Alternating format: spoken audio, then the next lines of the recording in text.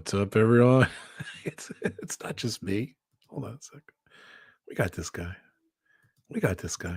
I was going to say, welcome to the pod. Believe it or not, Dan's here. Believe it or not, Adam's here. I've barely talked to Adam in a long time. It's been a little while. Love these guys. Hi, guys. We're back, boys.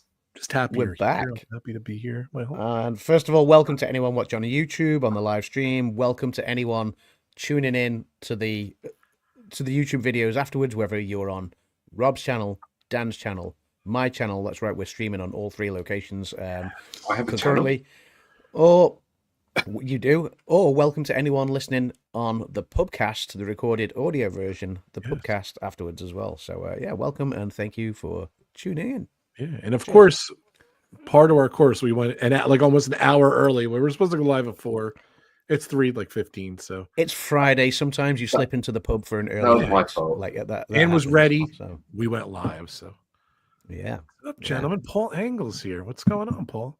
We're gonna let it gel. We're early, so I don't think there's gonna be as well. Who knows? We're on 3 different channels, which I think is awesome. By the way, we got drinks. It is PubTalk. This is dedicated to my good friend Mike from Our Theme Life. Brandon's at Universal, by the way. He doesn't even respond. Nice. He's too busy for us. And I know if I was at Universal, I'd be having a good beer right now as well. Yeah, for sure. Yeah. Instead, I have a very strong beverage. Before the stream, Adam was describing this drink, and I'm like, save it for the. Hold on, Dan. Hold on. Yes. Go ahead. Let's hear about that. So I'm feeling a little under the weather. It is the season where you come out of summer, you head into autumn or fall for the American friends, and when it gets quite autumnal, the temperature drops. And this week I came down with a cold. So I thought I'd cleared it by yesterday. Like at the start of the week, I was feeling rough. Then yesterday I felt better, and I was like, yes, I'm over this, it's fine. And then today it came back with a vengeance. So this you were sick, sorry, just to kind of clear out the sinuses and stuff. It's fine, I'll live with it, it's all good. But yeah, this is a double brandy with a single shot of herbal whiskey on top of that, and then topped up with ginger wine. So the entire thing is pure alcohol. So I could be absolutely leathered and not able to talk by the end of the stream. But you didn't say this in rehearsal. But on we go. It's Friday. Cheers, everyone. Nice. And Dan, of course, what do you got there? Well, Dan said he has a similar looking alcohol. Well, I mean, you can't really see it, but it looks like the same kind of color as Adam's concoction. Oh, I see it. I see the reds were there. I do see it. It's got a slight red tint. But so in the UK, we have something similar to what you have called Kool-Aid, but it's a bit more like stronger. And this is summer fruits. So you just mix it with a bit of water, and it tastes really good. And I've been drinking all this all day, trying to keep myself hydrated, like it says on the canister here. And there's vodka in there, right, as well? Yeah. No, because I've got to work tomorrow. Oh.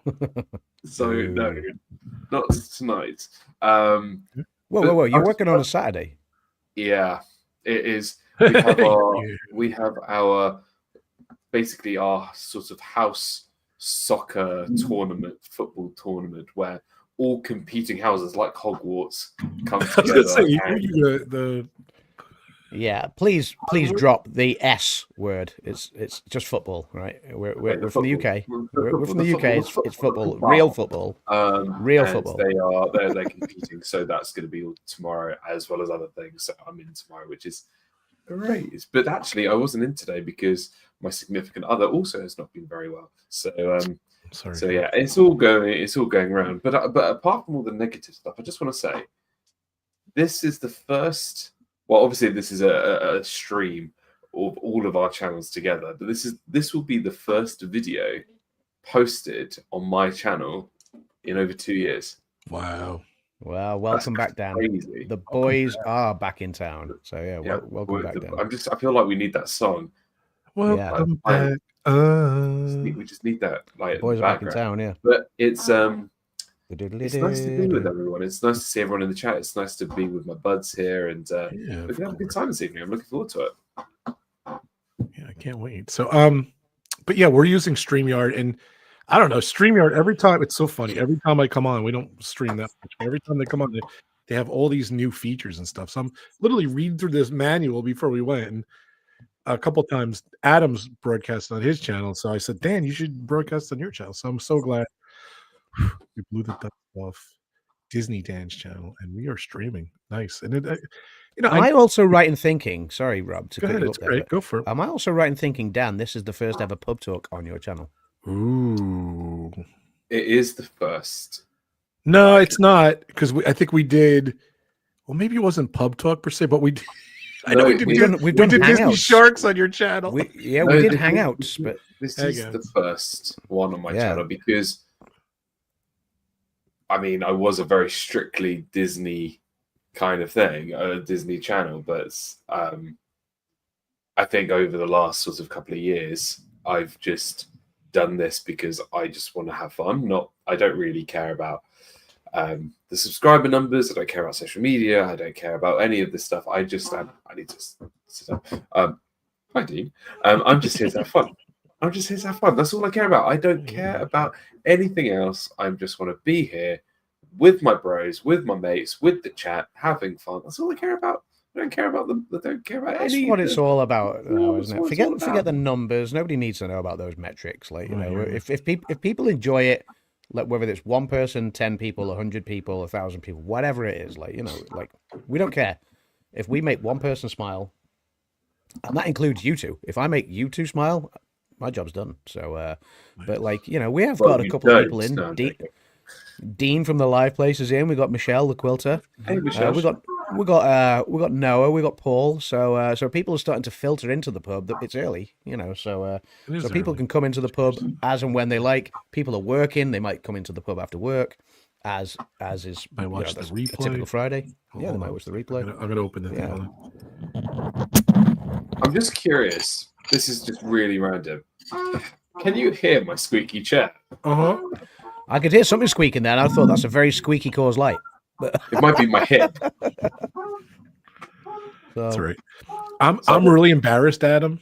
I never noticed that to Dan's left there's windows, and for some reason I see cars driving by tonight, like a lot of them. I've never noticed cars driving by. I thought like you were going to say that you didn't realize Dan had windows in his house. Oh, you missed it. There it is. There's a car. I never knew car. I never saw cars driving by. I don't know. Maybe you have the blinds down or something. I don't know. I love that though. No. We need to look at the wonderful misery of Britain. usually you're off to the side a little, so I think it's usually cropped off. Oh, Ebony's in the pub. Hey, Ebony, what's up? Yeah, she's in my there she is. So yeah, so welcome to the pub. She's legal, isn't she? No, she's 16. So like legal technically legal for like drinking, yes. Like for 18 is the legal age, so for drinking in the UK. But like I think if she went to a restaurant, some restaurants would let her have like a beverage with a meal, for example, like not a beverage like a Coke or like a soft drink, as in like an alcoholic beverage. I remember when I turned 16. I don't know. Go on, sorry. I remember when I was turned 16 that I was given a card, and on the card it told me everything I was able to do at 16 years old. Some of it obviously is interesting, but driving a tractor or a moped, I mean, Ebony, like these are the presents now that you got to ask your dad. You know, just driving a moped around town or getting a tractor, or you can gamble. I think at 16 now. She can probably. I think she can play the national lottery now, like legally and stuff like that. So yeah, I think that's 16. That may have changed to 18. You could play the lottery. Gambling is in give you the money if you win. Gambling isn't going into a bookmaker's to place a bet on the horses. No, yeah, that's 18. I laughed because Noah popped into. So I've got my YouTube channel up on my other screen, and Noah popped in with a stream jump sort of message. So I don't know whose stream he was in originally, but I think Noah's going to hop around the different pubs, which is all the same pub. It's basically like a pub with 3 rooms. You've got the lounge, you've got the bar, and you've got maybe the sports room. The forgotten room. Yeah. The forgotten room. Right, so what was it called? The snook or whatever it's called. Like, yeah.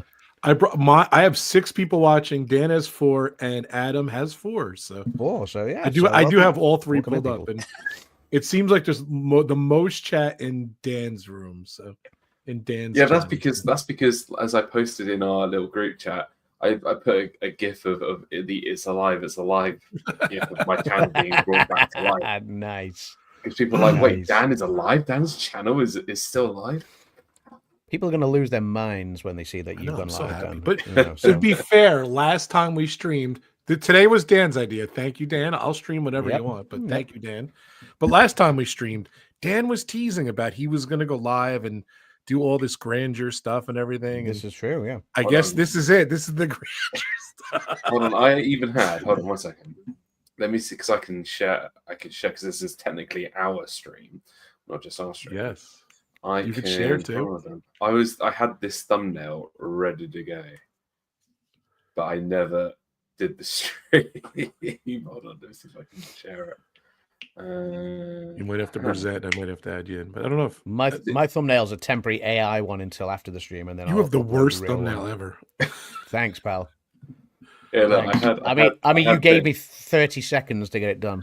I had that ready to go, but I never posted it. That's the best thumbnail ever. Maybe I'll maybe that'll be my next thumbnail for my actual stream.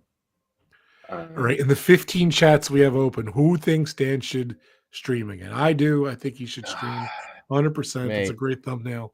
Bring it in. The 24-hour marathon, I think he should come back. So. Oh God! So here's Adam's thumbnail, by the way. Hey, it's not aesthetically pleasing, but it's direct and straight to the point. It was created by AI, like literally, like 12 seconds before we went live. I literally sent him the thumbnail. You could have just used that. Sorry, I'll put it up afterwards. With all the advancements of technology, that's what they came up with. I know. AI is too busy creating, I don't know, stupid videos of apparently the Queen knocking on people's doors asking to use their bathroom, or what else have I seen this week? It's ridiculous. Like, just AI has gone absolutely crazy with please do a video of, I don't know, name one celebrity here, you know, Bon Jovi. Punching out another celebrity here, or whatever, you know, or Motley going for Crue. dinner with someone, or it's ridiculous. Like, AI's gone absolutely mental. So I think AI has been so overworked by people's sheer stupidity that, like, when people actually need it to create them a genuine thumbnail of hanging out with their buddies in the pub, it gives me a blue screen with white text that says, "There you go, off you go." You know what AI won't be able to do? You know what AI won't be able to do? Create games where they put music or people's phrases backwards and you have to guess what people are saying. No, AI won't be able to do that, but your buddy here will. Your buddy here will be able to do that. That was amazing. We'll bring that back. We'll bring that back. Like Halloween, like we were talking about maybe doing a Halloween pub talk, because obviously we've done one. Not every year, but most years. But I'm away on, because Halloween's a Friday this year. But I'm away on Halloween at a Halloween party with some film colleagues. So So I wouldn't be able to go live on Halloween itself. Whether we do one the week of, I'll probably be dressing up. I haven't figured out my costume yet, but whether we do on the week of or whatever, like, remains to be seen. But otherwise, like you say, for Christmas, we'll definitely bring back Reverse Words, because Reverse Words was so much fun. That was so funny when we did that last year. So. That was so funny. I think honestly, we should, even if we did it for Christmas, where we all come to the stream, the pub, with one game, and we all present our games, and we all take part in an evening of games, a house of games, not to copyright an evening of merriment. The evening of drunken merriment. I already got the thumbnail ready. And Adam goes, I swear, in the chat is like, wasn't that last year's thumbnail? Every single House of Horror thumbnail is the same exact thing. And it's on purpose, because I think it's just funny that I did mix it up a little bit. But he's like, isn't that the same thumbnail as last year? I'm It's like, the yeah, same it's the same house. thumbnail as the other 4. It's the same house, yeah. everything, It's but it's just same font and everything. It's so funny. And it's so funny. What a tease in the intro. A couple of the costumes we wear is in the intro. So. Yeah. It just shows you how amazing it is. So we have done a few good costumes during our Halloween stints. Sure. So, well, you guys have. I've been terrible. I've Well, worn a then- onesie. I wear a kid costume. I've worn a onesie and a bunny mask, and that's it. So That's now all. you've got to go all in on the next one. All in for sure. I might go as this thing behind me. You can be a Pokemon with the little Like as Pikachu. I'll tell you what. Apart from Disney, golf, and cooking, my obsession now has been Pokemon. Like genuinely, right. Okay, this is something I've been working on. Right. So, oh gosh, this is one. He's going to show us a drawing in crayon, isn't he? This is one of my binders, right? What? And what I'm trying to do is collect one of every Pokemon species. Look at this. Oh. Look at this. This thing is effing expensive. So for the audio listener, Dan is showing us a binder full of cards. For the audio listener. Yeah. Well, if anyone's listening on the pubcast, they can't see what Dan's showing us. So me and Rob who listen back. For the audio listener, Dan is showing us a binder full of cards. Not playing cards, not tarot cards, but like Pokemon cards. Pokemon tarot cards. That's only binder 1. I've got binder 2 and binder. Wow, that's awesome. Wow. I've seen you post pictures of your stuff or video or something. Well, because I don't use social media anymore. Because social media, except for YouTube, is like the worst thing in the world now. But as you told me, but you know what? Actually, because I'm so addicted to these cards now. I pulled this one, right? This just normal card, right? I pulled 2 of these, and both of them are worth 250 to 300 quid each. Wow. So that's why they're like protected in like. Are they like random in the packs or whatever? And where do you keep the spare key for your house? And where do you keep these binders? Just if for someone that's maybe saving for a new car or. No, I'm moving to the country of Algeria. Excellent. And no one will be able to find me. Wait, I already know your address. It's 22 Algeria Way, Algeria. Algeria Way, Algeria Road, Algeria Boulevard. That's the one. I got a huge binder of cards on at a yard sale for $10 a few weeks ago. Nice. And actually, so there's these 2 really big Pokemon YouTubers called Pokey Chloe and Pokey Dean. Yeah, very creative names. But their card shop, their actual Pokemon card shop, Pokey Dan. I've got Pokey Dan. There's like Poking Dan is a bit weird. But their shop is 20 minutes down the road, and I'm now like on a first name basis with these guys, and I'm in there like every single week. And I'm also selling Pokemon stuff on my eBay. That's the only thing social media stuff. Go check out my eBay. I sell mystery boxes and stuff. It's really cool. Hey, you have an eBay channel? Hold on, well. Breaking news. Yeah, my reviews are really funny because they, with eBay reviewers, they try and stitch you up and try and say all these things. And there was one eBay reviewer who gave me a very negative feedback. Sorry about that. And it knocked me down by like 20% on my feedback. So it's taken me like over a year to try and get it back. And I wrote a very lovely sub-patronizing message back to this person claiming that he's completely wrong in every single way. But hey, that helped. But I'm still doing pretty good though. So I've got a nice shop. I've got lots of stuff on there. So if you guys want to check that out, I do overseas shipping. So I do ship internationally. Good to know. If you want to put your link in there, or we can put it in. Probably get it much. Do you want to put your link in there? We'll put it in the description, or you don't want to? I could try, but I don't know why anyone would buy from me when you could buy it cheaper like anywhere else. You never know. but we could put it in the description too. So Yeah, watching the okay, stream on I'll- YouTube I'll- or whatever. All right, I'm going to start it off, guys. Something's flicking here. I don't know what's going on. I feel like It's being Halloween. that light's going. Woo, Ooh. spooky. Hold on. Sorry. That light bulb is loose, I think, because I kind of took it out. Yeah, I like the spooky, Yeah. the house of horror. So I'm going to start it off. I don't know if you guys saw this, and little disturbing. I saw it on TMZ. I don't know if you guys know TMZ in the States here. I know. Yeah, we know TMZ. Yeah. But they had additional footage. They had footage of this.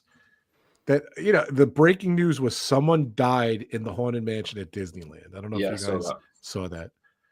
But they did it so, like, someone has footage of the cat, the what's it called? The medics came through with the stretcher, like 5 or 6 people. They weren't even really running. They were like going fast and everything. But the most disturbing part is the footage. They show the person coming out of the Haunted Mansion. They don't cover this lady. Nothing. I'm pretty sure it was a lady. And they literally show the lady coming out. I feel bad for the woman and everything. But, you know, I was thinking about it. Like, if you're going to go, like, and if you're a Disney fan, you die in the Haunted Man. Like, that's not, you know, a lot of, you got to see the comments, of course. The 99 goes, she was the one more or whatever. But wow, she is the one more. How bizarre is that? That a lady I saw someone comment. I saw someone comment on the Facebook feed. They were like, "Did the medics not realize that the person who died was an animatronic?" Oh God, That's crazy. God. I'm just like, That's how terrible. far can you go? The comments were off the wall. And this is the thing: the internet is, you're always going to get people with just really distasteful comments, and people jump on that so quickly. And yeah, I mean, it's horrible because obviously it's meant to be the happiest place on earth. It's crazy how that this is the second person who's passed on a theme park ride this year. Yeah, on a ride. Yeah, because on Starship Races. On the Haunted Mansion, but it's really quite weird because you never hear anything like that. The last thing that was really bad that I've seen on a roller coaster was what happened in Alton Towers, maybe 10 years ago? The Smiler. Yeah. When two cars came together and lots of that's because they'd sent a test one out. Which got stuck partway around, and they hadn't realized that it was stuck, and they sent a live one out with that's crazy with people on it. But that was human error. One of my friends from work, one of my colleagues from work, was actually in the line to ride that, and he was at the front. He should have been on the one that crashed into the back of the other one. But he waited for 45 minutes and he went, "Do you know what? This isn't going anytime soon." And he left the line. Yeah. And then it went maybe 10, 15, 20 minutes later. And glad he's all right. That's mad. But like, that was purely human error. Whereas, it was negligence what happened in Orlando, like, this is purely like just quite weird and freaky. It's weird because the guy was like a paraplegic, and apparently he rode it a few times, and then that's the last time. That's when he passed. So, like he something happened. Is that Epic? He hit his head or something. Yeah, that's what. Well, is it? That's Epic, not Haunted. Epic Universe. Yeah. I didn't realize he'd ridden it a few times. I assumed it was a cardiac arrest, but you just don't know. Yeah. I mean, that's the thing. It's all, it's all assumption, isn't it? Because unless you're close to the scene and and things, then you don't really know. Yeah, and the internet reports that come out get wildly speculative all the time. So yeah. This has taken a dark turn, hasn't it? No, it's all right. It's life. Welcome to the happy pub. But no, it is life, it is life, and it's. Hassan was asking, "Is a prank?" No, it was real. That someone did.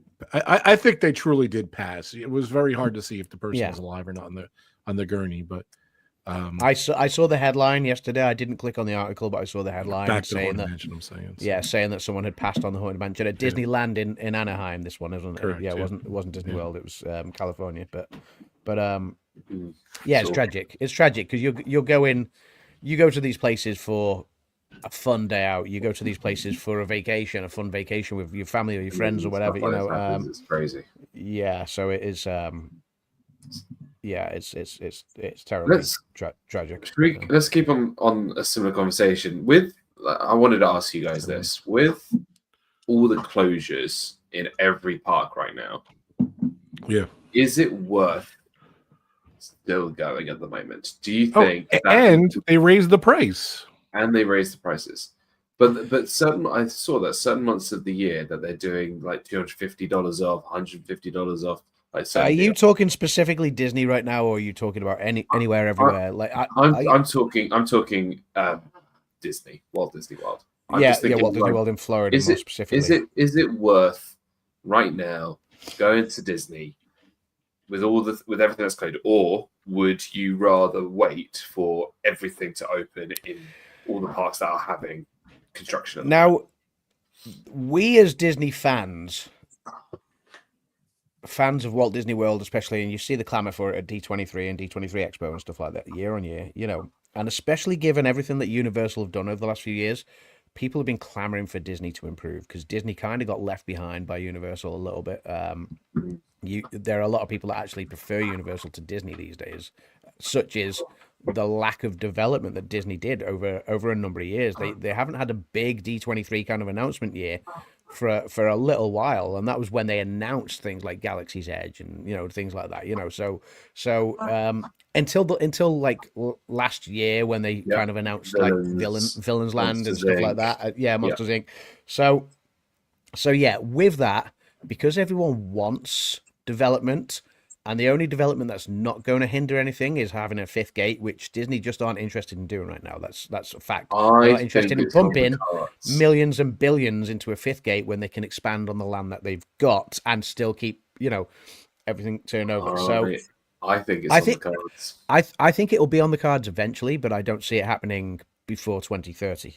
No, I think it's a fact. Didn't they say in the next 20 years they are building a fifth gate? When I say don't see it happening before 2030, I mean an announcement. I don't see it happening in the next 5 years.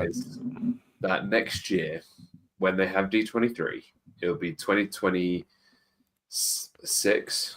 They won't announce it before Villains Land's open. I reckon they're going to tease something or announce something next year to do with the fifth park. I mean, the reason why I truly believe that is because we know Villains is coming, we know Monsters is coming, we know Cars Land is coming. These are all things that are confirmed. There's nothing that's blue sky. Yeah, it's nothing blue sky at the moment. Yeah. Which is why I think they will announce a blue sky themed park next year. Because I was going to say they're only going to announce blue sky stuff for a while now, I think.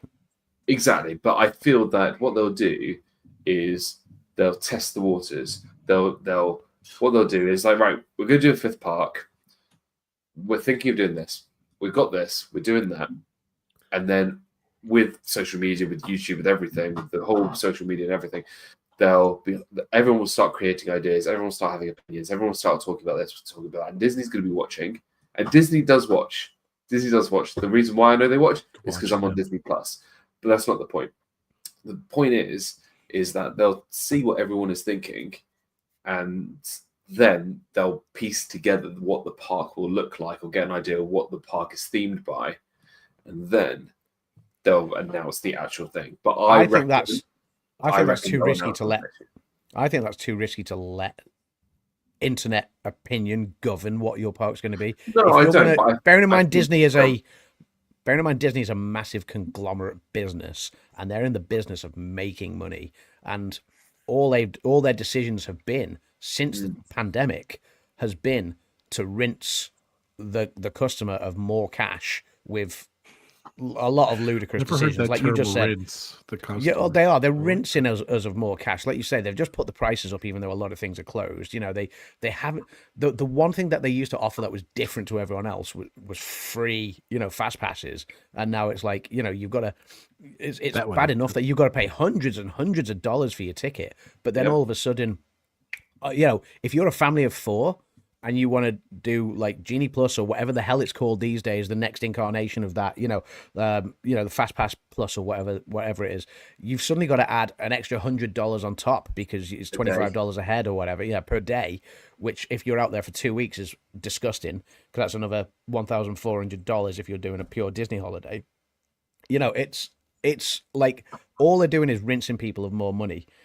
And I don't think they're going to let internet opinion govern where that money is spent. They will form a plan before they announce a fifth gate. They will absolutely draw up plans of how they can rinse customers of more money. I think they've been doing that for years. I think they've already been thinking of what park to create for years. I mean, look, I have no idea what that park will be, and I'll be curious to know if anyone has any ideas. But Disney Retroland, bring back all the rides that they took away from us that we loved. Great movie ride. Rob will be the great movie ride. Half of Epcot Center, Mr. Toad. So that's what it should be. I would love great big ass movie ride. The great movie ride. Epcot Center. Yeah. Even I don't stuff know. That people don't want. Just or like Maelstrom. Yeah, Maelstrom. Yeah.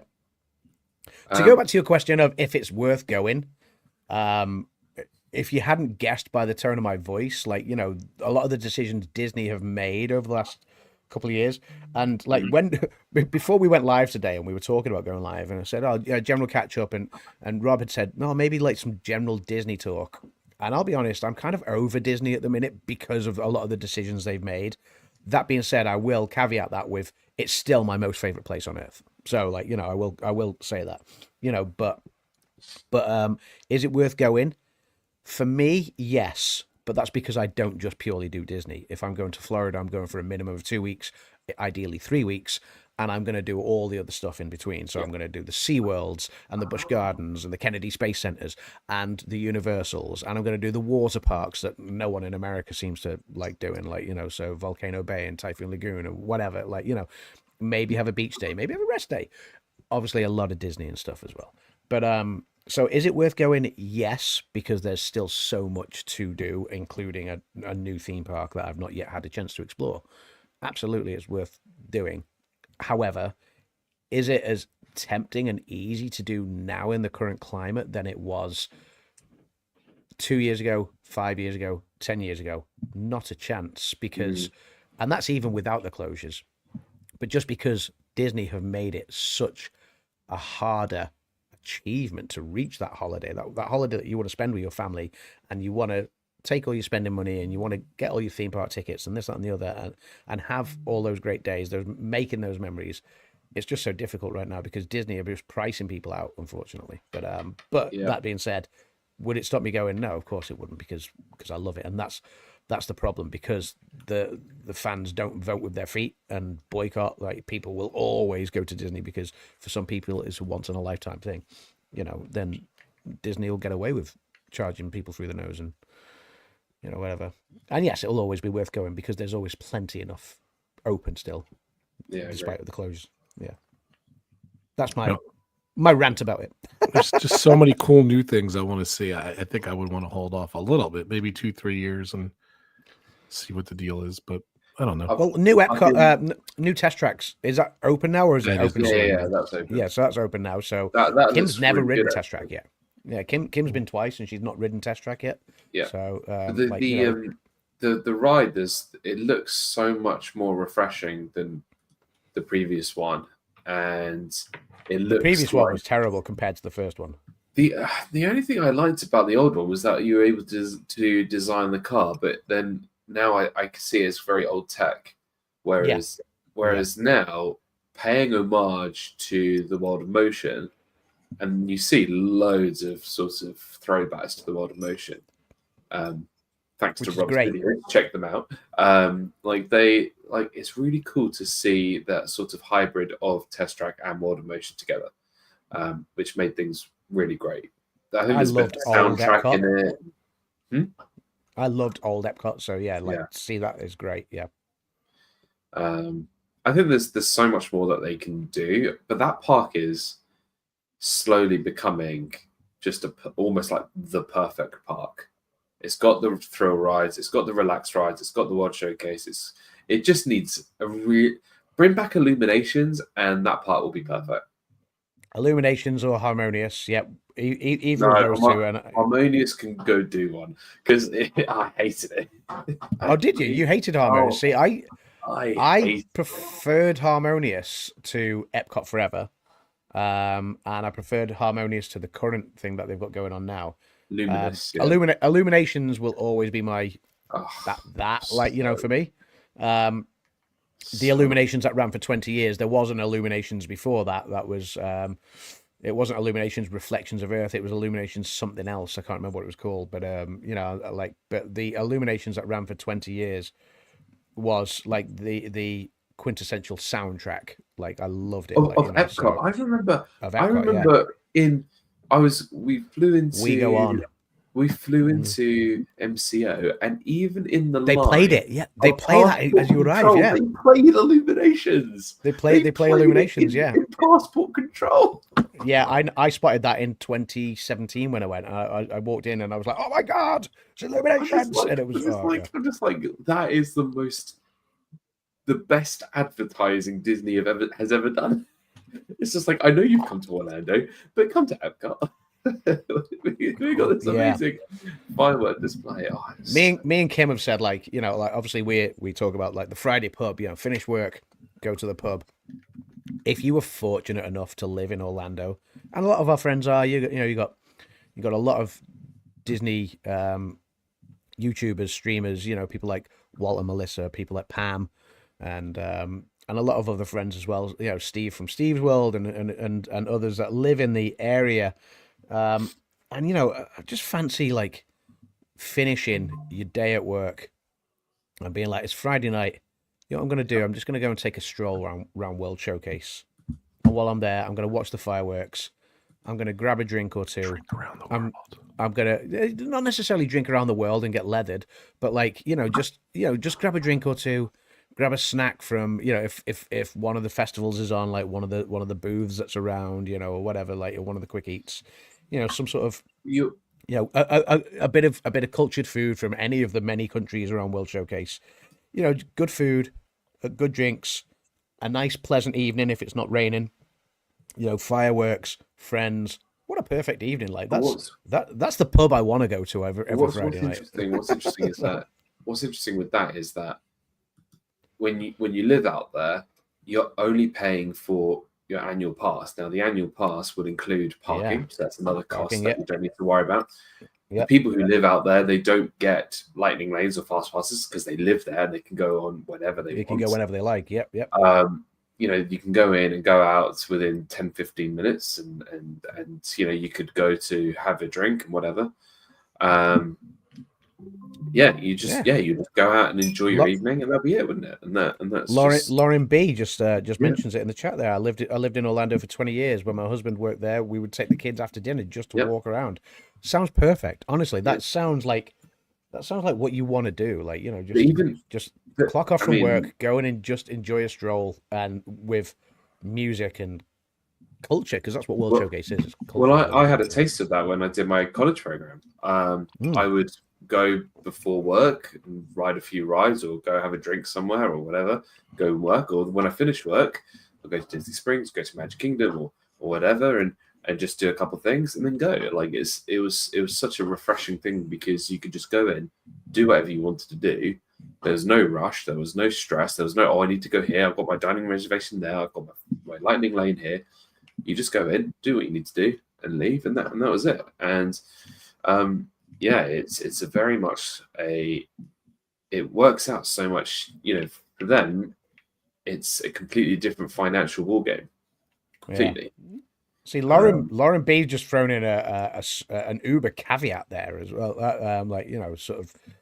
So she said how nice it was to go and walk around, but she said living in Orlando sucks. I've not had the pleasure of living in Orlando. Traffic, or is that because of the weather? Like, Orlando's not Orlando, like, all right, Interstate 4 can get a bit clogged, but Orlando isn't known for horrendous traffic. Not like LA or anything like the that. UK. Yeah. So it is crazy. Traffic. Yeah, the M6 in the UK. M6, New York's M25. The M25.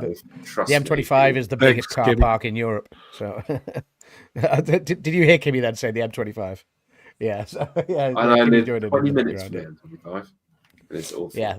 The M25 is the biggest car park in Europe, right? So, but then LA, you can get stuck in a traffic jam at 3 a.m. Like, so it's like, I wanted to ask Lauren. Her husband actually worked in the animation building at MGM Studios. That's cool. Oh, nice. Lauren, I was curious to see what your thoughts are on that. They're actually bringing back the animation courtyard. So I wanted to see what you thought about that. That's cool. Yeah. That's one. I believe he worked on Aladdin, I think, which is awesome. He's an animator. So, or he was what was Pamela's question there, Pamela Hoffman? Is there a new land or ride that will be opening with the new upgrades that any of you are most happy to see open up in Disney World? I guess for me, by coincidence, I just brought one up. So I guess for me, Villains Land, just because it's so different. And I think Epic Universe at Universal opening with the Dark Universe thing gave Disney the confidence that that's what fans wanted. I think they'd thought about it for a long time, but Disney being such a family-friendly, happiest place on earth thing, I think they were reluctant because they weren't sure how, like everyone always roots for the good guy. So like they weren't sure how a villain's land, a land dedicated just to the villains would go. I think the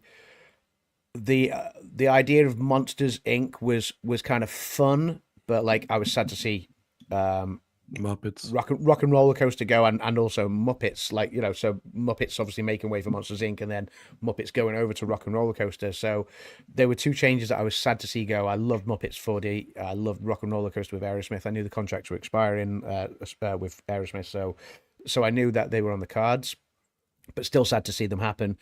Cars Land again, like I'm interested to see how that's going to turn out, but it's sad to see. It's sad to see the island go and everything. But Villains Land, I think, is the one that I'm most interested in because I just want to see that difference that Disney have shown now what they can do. That is amazing. That transports you away from Disney, if that makes sense. And that's with Star Wars Galaxy's Edge and things like that, or even to a degree with Toy Story Land. Where you become a toy, like and things like that. I think they're great.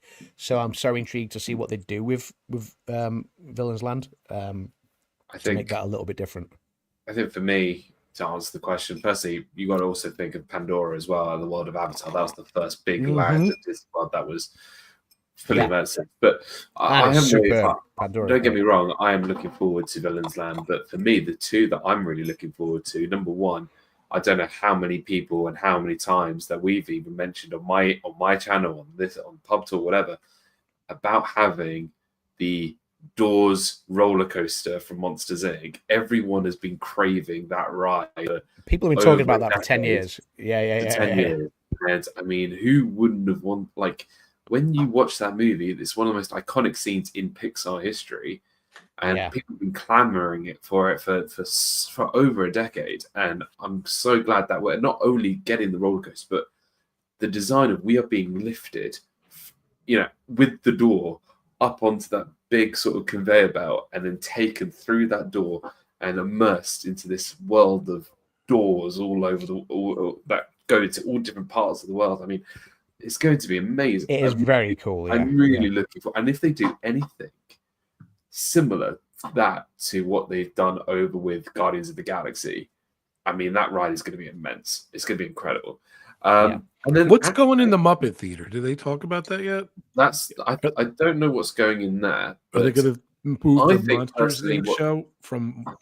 It would make sense to move the show. I've never heard anything. From Magic Kingdom. Well, I would like to see the Monsters Inc. laugh floor. Monsters Inc. To answer Lauren. Sorry, Lauren asked what movie this is. Yeah, Monsters Inc. I'd like to see the laugh floor close at Magic Kingdom and be moved over to where Muppet Vision 3D was. That would make sense, and then do something else in Tomorrowland. You can do so much more with Tomorrowland. I would open like a Tron themed. They already have an empty spot there, though. They have an empty spot, but the empty spot is not huge. Like it's like where you used to have Alien Encounter and then Stitch. Like it's not huge. However, they do need to do something with that. And what I would love if they can figure it out is to somehow join something there. Like I was just going to say that. How about this? Now you couldn't do it overground because then you'd shut off the biggest walkway into Tomorrowland. You probably couldn't do it underground because you'd come into contact with the utilidors. So I don't know what they could do, but like I think one of them should be this: get Tron, the end of line bar, all neon lights, right? Nice. Like you see in Tron Legacy, all these like tiny little, almost test tubes of drink, and Daft Punk just playing in the background. Awesome. What about the arcade? Flint's arcade. They did something like that. They did something with Flint's arcade. And then you play. Speaking of bar, sorry, Kim is working and she demanded that I make her a tasty beverage, which I did. I made myself a tasty beverage. I need to go and top up, so I'm going to the bar. I will be back. Play Tron. That's what this is after all. Pub talk. Go get a drink, people.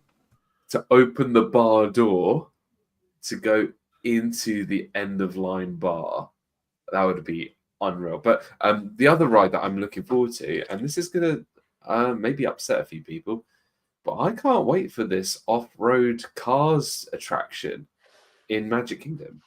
And I know people are upset with Tom Sawyer Island, but for me, like, how many people go to Disney World to go to Tom Sawyer Island? I've been there when I was a kid. That was it. Like I'm sorry, like I understand that it's part of Disney World's heritage, but Walt was always about moving forward and change. It just set the stage, set the ambiance. I never went on the boat, never went to the island, never did anything. But for me, it didn't really fit anymore. It was something that was very 1970s, 1980s. Yeah, they slowly took out a lot of stuff. They took out the shooting gallery. They took out.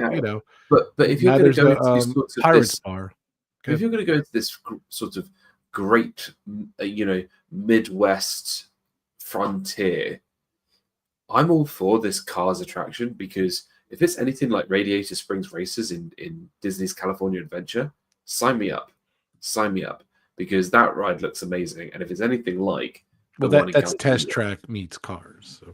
But what I'm saying is, if you're going to get a ride that's inspired by Radiator Springs Races, if you're going to have a ride that is as immersed as Radiator Springs Races and put it in Magic Kingdom, it's going to be another great ride to have in Magic Kingdom. It's going to be another, e-ticket attraction, which Magic Kingdom needs. You need those sort of ones that are a bit more laid back, and you need the ones that are a bit more sort of e-ticket. This is the biggest theme park in the world. You can't have everybody line up for Tron or line up for Tiana's. You need everyone to disperse around the park. So to have lots of e-ticket attractions, I think is important. For me, having the Liberty Bell go and having Tom Sawyer Island go, okay, but we lost 20,000 Leagues Under the Sea. We lost the Great Movie Ride. We lost, so many incredible, the Backlot Tour. Like the Backlot Tour was a massive era, and we lost that. We lost Lights Motors Action. We lost so much that made each park feel special. But I feel like it's time we have to move forward. We want to get kids, especially, people kids who love cars. Kids love cars. Yeah. Not just the franchise, but just they love playing with cars. I think I read a stat a couple of years ago. Apart from Star Wars, Cars is the most successful toy that people buy all over the world. That's crazy. Not like Cars the movie, but just toy cars. Like it's the most used toy, your most used port item or something. I'm really excited by it. Yeah, you got one there. I've got loads just back here. I've got a load of F1 cars. I found these on the beach, by the way. That's what I. Oh, you're like this. Hold on, I'm going to turn my camera on. Give me 1 second. I'm going to show you something which you'll absolutely love because it's Hollywood Studios and it's retro.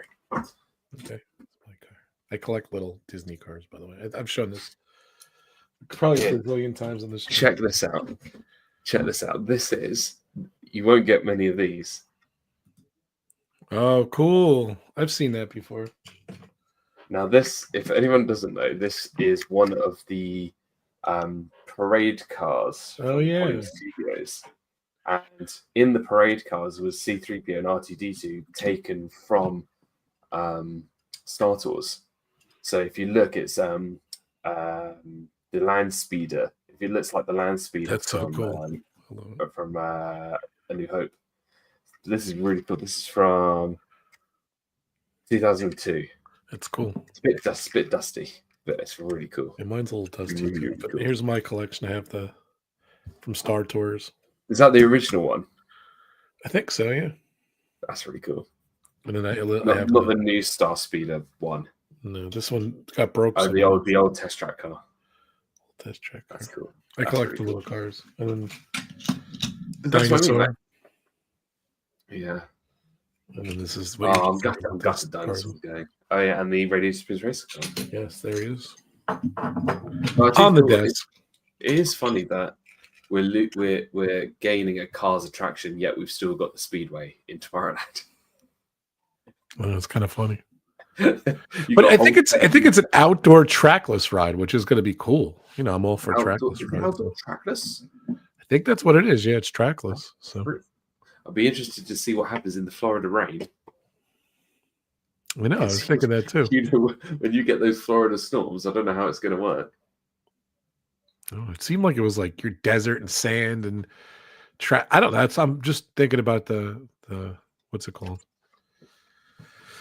The sketches and stuff. We got to get to Ryder Cup because I know you guys are going to talk. I'm going to set a 15-minute time limit on the Ryder Cup. So, because here comes I don't know how much Mr. we can Adam talk about on the Ryder Cup because I'm sure Adam would like to. Oh, here he is.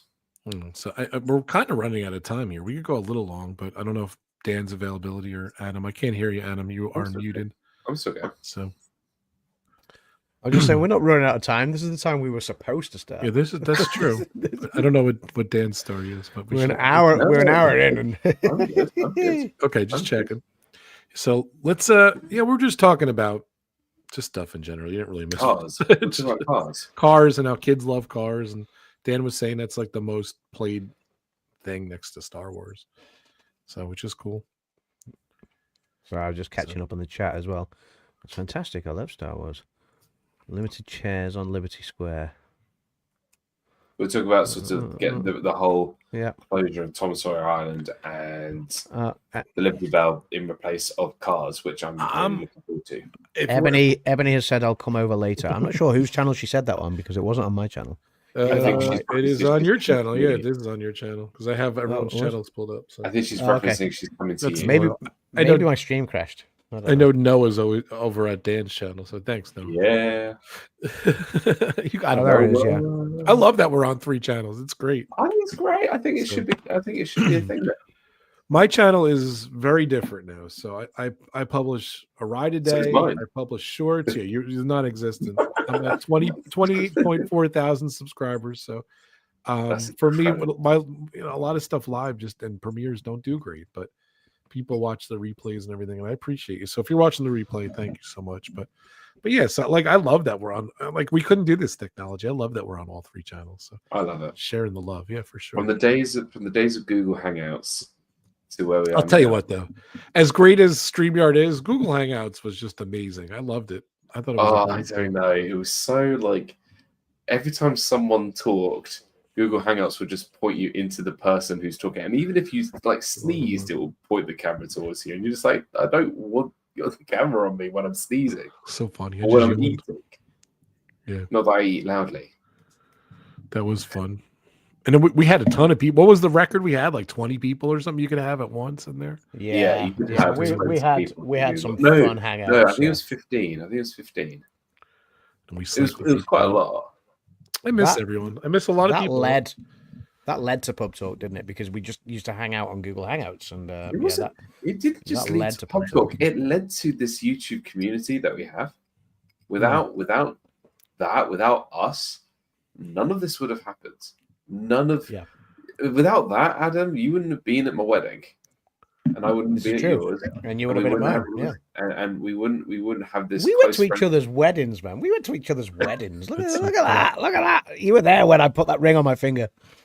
That's awesome. I play a game called Plunder Pirates. Just to confirm, we didn't marry each other. Yeah, like, yeah. No. If you're new to the channels, if you're new to one of the channels, yeah. But I play a game called Plunder Pirates, and it's kind of like a social thing too. And two people met in Plunder Pirates and got married, which was awesome. So we went to their wedding, and we wrote to the company, and the company literally sent this huge, like they made this huge. I don't know if you ever played Plunder Pirates. It's like this artwork style. The artist did a thing for them and sent shirts and everything. And it was such a cool experience. I went, and all the friends I made on that game, which is not really around much anymore, but I went to Pennsylvania, not Philadelphia. And I went to their wedding, which is awesome. Oh, very nice. Look what shirt I'm wearing. The PubTalk shirt. Where's my pub? By the way, that whoa. Look what shirt I'm wearing. Nice. I love it. Yeah, where's my PubTalk shirt? If I could get a PubTalk shirt. No one sent me a PubTalk shirt. By the way, the Drinking Around the World episode is our biggest episode, period. So, by far. That was a monumental episode. Yeah. Can I just say? We've done two of them, by the way. So go back and check them both out. Sorry, I need to go back to this because I'm fuming. Not only do I not have a PubTalk shirt, but where is my trophy from the Oscars? I was just thinking that too. I was thinking that when you were talking about your. Sorry, let me get that sorted. I have my PubTalk shirt. As one of the founders, I don't have a stock of them. Like I had to purchase doors them not open myself. today? Yeah. Like, you may not have stock, but I managed to get one of the. I got a few of these. Yeah. So where's the shirts? Did they just get lost in the mail? Yeah, something like that. Yeah. I'll keep you posted on the shirt. Yeah, just I feel like when it comes in the mail, I'll just see like a big spit mark all over it. I didn't have your size. What, gorilla size? Yeah, that's the one. Yeah, no, I didn't know what your sizing was, so I couldn't send you one. That's what it was. So yeah. I'm baby gorilla. Baby gorilla. Cool. I'll see if we've got any in stock of baby gorilla. We do have to sort that out. So were you talking about the Ryder Cup when I got back? No, I said we got to start talking about it because we're literally at an hour yeah, now. yeah. So let's start talking Ryder Cup. Thank you. Can I have a raise of hands? Who watched all 3/4 days? Yes. I watched a little. I had you were boarding a flight though. You were boarding a flight. I was traveling, so I had to get ready. I was at my mother-in-law's birthday, and I had it on underneath the table. Wow, that's amazing. Up, buddy? Hey, Carlos, welcome everybody. Carlos, what's up, bro? Now, my question to Carlos, like if Carlos watched the Ryder Cup, I don't know whether Carlos is into the Ryder Cup because I know Carlos likes his sport. He's into the Premier League. He's a Liverpool fan. So, but when it comes to the Ryder Cup, because Carlos has got Portuguese heritage, however, he's lived. Correct me if I'm wrong, Carlos. You're Boston way or something, I believe. Yeah, but yeah. So all 3 days. So Carlos, who do you support in the Ryder Cup? Are you Team Europe or are you Team USA? So, he's definitely. I mean, because Carlos, to me, he's American Portuguese, so I'm going to guess he's Team USA. But Rob's born and raised in the US, so Italian. yeah. Rob's Italian. Fuzessi's pizza. Fuzessi's pizza. I'm not Italian, actually. I'm Hungarian and Dutch, but breaking news. Which is still European, so the last time I checked. But no, I know. Obviously, most of you guys in the States have obviously got European heritage and stuff. But if you're born and raised in the States, we get it. You're proud Americans. So I'll tell you what. I'll just cut to the chase. My buttocks were definitely clenched going into the last 2 hours. On that Sunday, oh my God, that was so obviously, right, if you didn't watch the Ryder Cup, or if you don't know what the Ryder Cup is, so like the Ryder Cup, so obviously golf is full of individuals. Golf is an individual sporting tournament. You've had amazing golfers all down the years. Whether it's Tiger Woods or Nick Faldo or Davis Love Jr. Or whatever. So Davis Love the Third or whatever. I don't know. There's like Rory McIlroy. everyone knows, like, golf is just an individual tournament. Lots of Arnold competitions Palmer, over the Arnold Palmer, yeah, of course, yeah, over the PGA Tours over the years. Yeah, Happy Tom Gilmore, Watson, whatever. So, Shooter McGavin, people Shoot like that. McGavin. But but the Ryder Cup is the one time where golf becomes a team event. It's not the one time, because you obviously have there's one where it's USA versus, is it? I think it's the Asian countries, isn't it? It's Like the President's Cup, where it's America versus everywhere else apart from Europe. Apart from Europe, yeah. So okay, yeah, but yeah, which America always win, because the rest of the world are nowhere near as good as Europe or America. Yeah, but hey, the Ryder Cup is Team Europe versus Team USA. It's hosted biannually, and it alternates the continent each tournament. So this year was in America. In 2 years' time, it will be in Ireland. In 2 years after that, it will be back in the States. 2 years after that, I believe it will be in Barcelona. Yep. And so on and so forth. Hey, John, welcome in. And yeah, hey, it makes it a team sort of event, and therefore it makes it a bit more tribal, because you're not now just rooting for one individual, you're rooting for your team, so all of Europe is supporting Team Europe, all of USA is supporting Team USA, and it just makes it great fun to watch. I will say it is the best golfing competition. In my opinion, it is the greatest team competition on the planet. It just is, because it's a sport which is naturally played by singles. Yeah. To actually have to come together as a team. Bearing in mind they've not met their full team, because the team is always different every 2 years. Even the European team this year, where they swapped one twin brother for another. Only one player, yeah. Bearing in mind Rasmus Højgaard and Nikolai Højgaard 2 years ago really our brothers. Anyway. yeah. But they still have to come together as a team and work out how to become a team. And certainly the challenge of this year was the American team, because they brought in Keegan Bradley, who was meant to be in the Ryder Cup team 2 years ago. And they did this whole Netflix sort of episode on him not getting the Ryder Cup team. So he became the captain, and becoming the captain of a Ryder Cup team is a huge deal. It's a big deal. And he brought in not only some very, very experienced Ryder Cup players like Justin Thomas and Xander Schauffele, but he brought in a lot of rookies, which was quite dangerous, because you didn't know how they were going to play. And actually, I thought the rookies played really, really well. Like Cameron Young, who was on the American side, was probably the best player that weekend. Probably. Well, absolutely. Cameron Young was phenomenal. Absolutely phenomenal. It was the bigger names like Scotty Scheffler, didn't step up when he needed to, apart from on the Sunday. Scotty Scheffler, but I knew he was going to do well. Tiger never did well at the Ryder Cup, and I feel Scheffler is the same. Bryson DeChambeau, got battered a couple of times, in his games. I mean, on the and he got rattled on Saturday. Yeah, he got rattled on Saturday. But actually, even on the final day, he played amazing, because he was 5 down to, was it Fitzpatrick? Was it Fitzpatrick he was playing against? Tennessee Bear says, wait, so someone has actually declared golf a sport? Technically, yeah. If it's on Sky Sports, it's a sport. Bryson was 5 shots down on Fitzpatrick during the singles. Yeah. And he came back to level. Yeah, which was insane. Which is insane. And I think that, Carlos, you said, I hate Bryson, but found myself cheering hard for him. Let me tell you, if you took Bryson from 5-6 years ago, I could definitely agree. But actually, when you peel back the curtain and actually see him on his YouTube channel, you see him interact with the community now, and with his fans. He is such a different character than who I thought he was, and I've become a really big Bryson DeChambeau fan.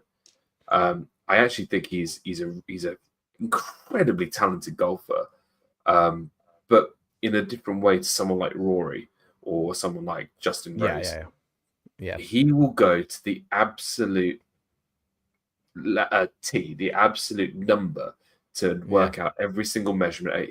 There's the reason why he's called the calculator, right? The scientist. He's called the scientist because he's able to diagnose his swing, his putting, his ball striking. It's not just about how far Bryson hits the ball, but you could arguably say that Bryson's approach play and his putting is even better than his driving. Yeah.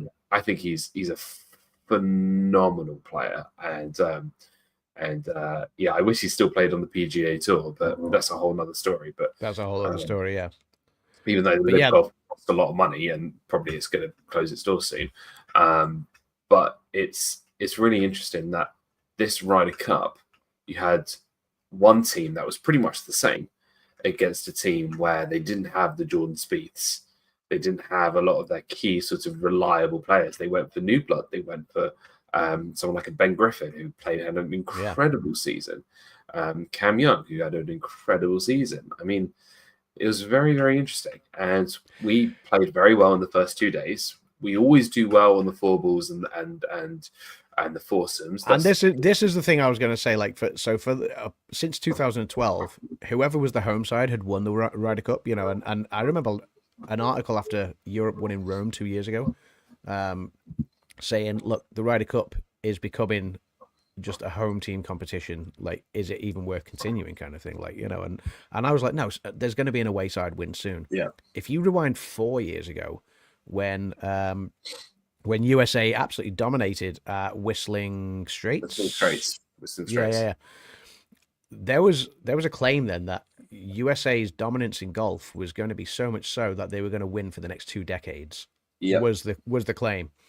Fast forward 2 Ryder Cups later, and Europe have won in Rome, and then they've come back and won again in New York, where it was supposed to be the most hostile crowd in any Ryder Cup competition history. You know, that's another it was going to get under the skin. Yeah, that is a completely other topic of conversation. But yeah, it was going to get under the skin of the Europeans, and they were going to wipe the floor with the Europeans, blow them away, whatever. Now, let you say, Europe absolutely dominated the first 2 days. Now, USA had the greatest comeback that never was, unfortunately, for them. I've got to say, on the last day, the only person who won on the European side on the final day was Ludwig Oberg, who hadn't had a great Ryder Cup anyway. He hadn't had a great campaign. We managed to tie a few matches, but USA just to get us over the line. But USA just did such an amazing job. They to come woke, back. and there was at one point. There was one point where I genuinely felt that we'll come back to that, Carlos, in a minute. By the way, they could tie the Ryder Cup. Obviously, when Europe gets to 14, we retain the cup. That doesn't necessarily mean that we win it. It means we get to keep it. It doesn't mean we win. We get to keep it because if you tie or draw, you know, which I don't apiece, really like. I feel like you should have, when it gets to 14 all, I feel like you should have like one playoff match, playoff hole or something. Select a goal for each. Do a hole. You put your 2 best, or whatever. You put your 2 best of the weekend. You put someone like a Cam Young versus a McIlroy. It would have been Tommy Fleetwood for Europe, surely, because Fleetwood, for sure. Arguably Europe's best, maybe Justin Rose, but they're probably Fleetwood. Play best of 3 holes and just decide it there. But I thought the comeback was very nervy for us Europeans, because we put in all the hard work. All we needed was 2.5 points, and it was very, very close. And I thought the American side did a brilliant Sunday. It was a completely different team. It was, it was a completely different team. And I think, a lot of people have said the difference really was that the Europeans play as a team, whereas the Americans are better as individuals. And that was basically, America's got the individuals, Europe got the team kind of spirit. I like this. I think, so if you don't know, on the last day, Victor Hovland was injured. Yeah. And I think that was really unfortunate. And I think Harris English deserved to play on that final day. Yeah, I feel there has to be a rule where I don't feel giving the other team a point for forfeiting is right, and I don't feel what the rule is of. Well, this is what Keegan Bradley wanted afterwards. Yeah, I don't think halving the points is fair either. I think that each team should have a reserved player that goes out with the team, and that if they need to step in, they only step in once they've had doctor's clearance. Not for any sort of strategical change, not for any sort of stingy, I agree, dodgy way. But if, for example, Hovland was not medically cleared, then you could have had Nikolai Højgaard come in, or you bring in someone like a Marco Peng or someone of that sort. I agree. Something like that would be good. Yeah, I think the US would have done the same if it was the other way around. If Harris English was injured, and Hovland could play, you could have brought in another sort of American player. You could have brought in Spieth or whoever it could have been. I think that's the way it should be. I don't know whether they would do it. But, I mean, Carlos says half is not fair. It's a point. A forfeit is. Is it a forfeit if you physically can't play? Like, I don't know. I don't agree. It's a forfeit if there's an injury that if you look in most sports, playing, if it's medically you can't do it. Like, then if you look, like you say, a lot of sports. Sorry. Let me rephrase. Hold on. If you look at a single sport, like tennis, if you forfeit, then yes, the other person will go through to the next round. But most of the time in team sports, there is that substitute. There is, and this is a team competition. Yeah, and it's a team competition. It's individual rounds. I do feel that, and if they have to maybe put in some form of stipulation that if there is a change, let's say, for example, Nikolai Højgaard comes in for Victor Hovland, then maybe Harris English starts 2 up or starts 1 up on the first hole. I don't agree with that. I think you just got to if you're swapping someone out, like because the American would have played the last 2 days and we've got a fresh player. I think there has to be some form of. But then the American knows the course better than the fresh player, and you could argue that. So that is a good argument. Yeah. I know Keegan Bradley kind of argued this at the press conference afterwards, and he said he felt it was unfair. But like Luke Donald then pointed out in his press conference, there has been cases where the US have had a player forfeit and had the half point in 1991 and 1993 both times. Yeah.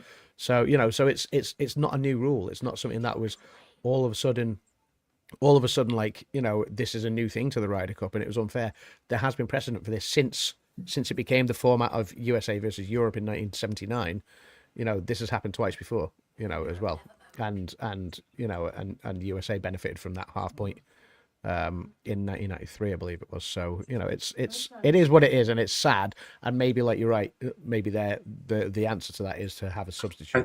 I think maybe I think there's definitely 2 ways of seeing it. I definitely feel that I somewhat agree with Carlos that if it is a forfeit, it is a forfeit, and that point should automatically be given to Harris English.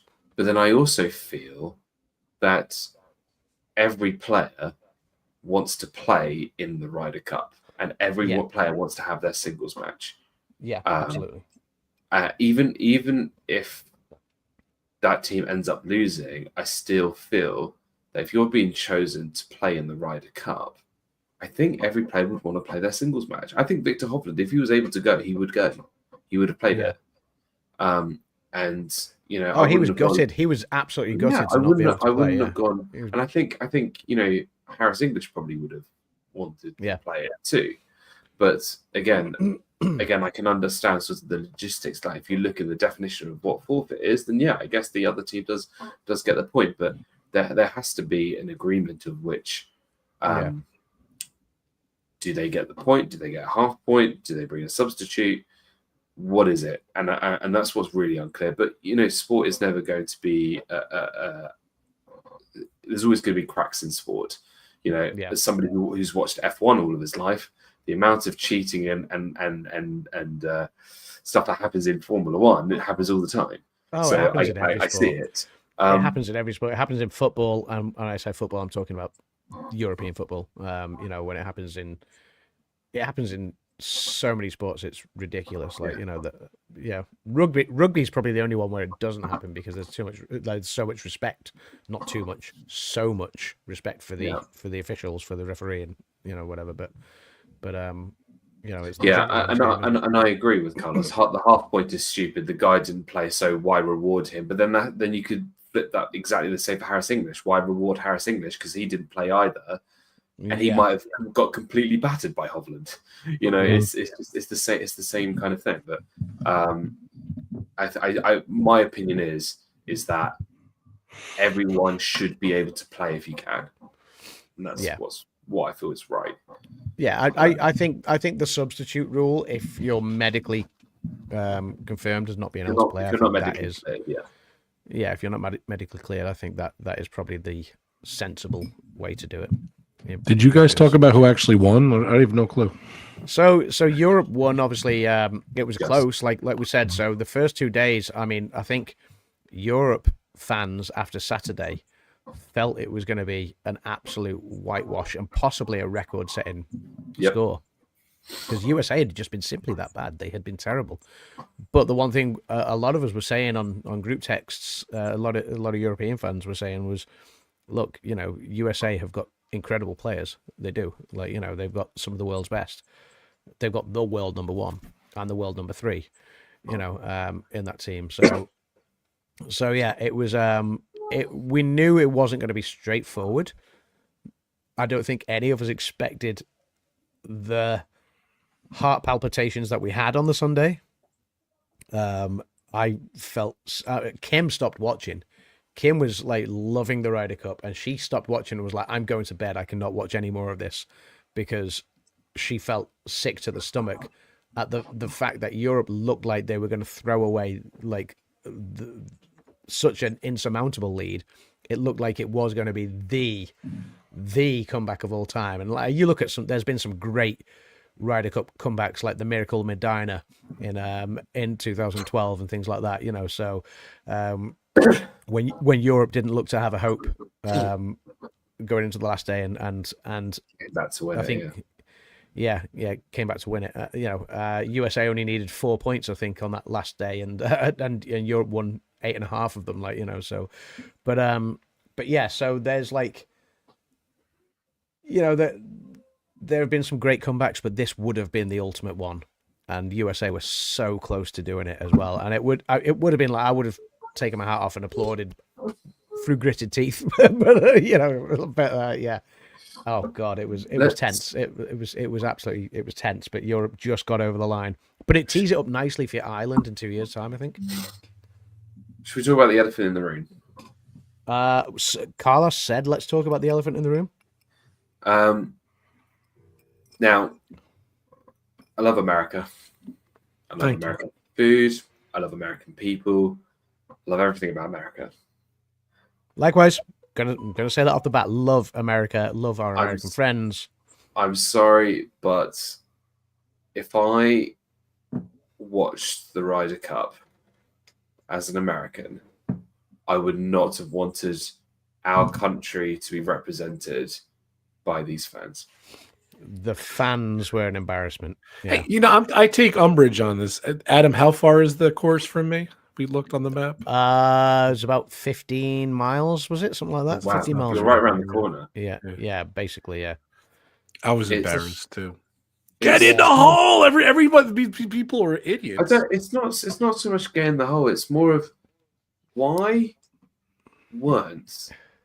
This is meant to be a time where, if there's one thing about America and American sports that I love, is how patriotic America is. You've got flags everywhere. You've got "Let's go USA, USA, USA." Let's go, whatever. Can I just say, Carlos makes a point. 30% of the fans, it wasn't all of them. Yes, and you're no, absolutely. I agree. You can't tell that. So yeah. But what it came up on screen. Hey, Connie. If it felt that but from a viewer, it didn't feel like 30%. because of what the media showed and what and the whole media story didn't was, show a lot of it. Yeah, there was a lot that wasn't shown by the media. It seemed a lot bigger of a. It was a much. It looked like a much bigger deal than actually probably what it was. But I was so surprised, and actually, I've got to say, the European side, especially Rory, because Rory had it the most. Rory had it the most, and he actually bit back, didn't he? Handled it as the best way he did. Yeah. There were times where he had to just stop, let it all calm down, let it all, because there was the only way for him to actually play golf. And he was very patient. There were times, obviously, where it did get to him, like it would if anybody is shouting in your face. And I think the Europeans kept their composure actually incredibly well. I just feel that I don't want golf, which is meant to be a decorum. It's meant to be a sport that's all about respect and rules and etiquette. I agree. To go down to hooliganism.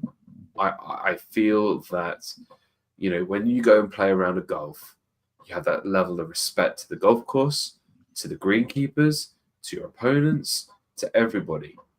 And this is not what represents golf, the game of golf. Yeah. Now, absolutely. Has things like Live Golf affected this? Has things like the Sawgrass Waste Management event that happens every year where they throw beer up in the air on the par 3, has that had an effect on this? Maybe. Or is it because people are so passionate about their teams? I don't know. But you go to any country event like the World Cup, there may be sort of chants that maybe go a bit too far, but it didn't go to the extent like this, because at the end of the day, there are 1 to 2 people on a golf course, not a whole team on the golf course at the same time. I think the thing with the Ryder Cup is the Ryder Cup, because it's a team game all of a sudden in a golf arena where, like we've talked about, golf is normally about individuals. It's and normally everyone is applauded as an individual, on any PGA tour. You may have your the person that you're rooting for, your favorite, but everyone is applauded for their efforts, whereas this suddenly draws a divide. It draws a line, and it becomes tribalistic. It introduces fans from other sports to get involved in the Ryder Cup. So you've got it's like football, a wrestling match. as in it's European football crowd kind of environment. All of a sudden, which is there's fans singing songs and chanting stuff and things on both sides, and some of the chants can be very witty natured, good entertainment. Sarcastic. Europe fans, sarcastic, whatever. Europe fans were obviously, sort of jumping around and having a good time, but singing positive songs about Europe, and that was the difference here. I think that was embarrassing. Unfortunately, the American fans, a lot of them were trying to be more derogatory to the Europeans to try and get under their skin, which I get is it's a psych kind of element, but I think some of it went too far, and I think there was elements.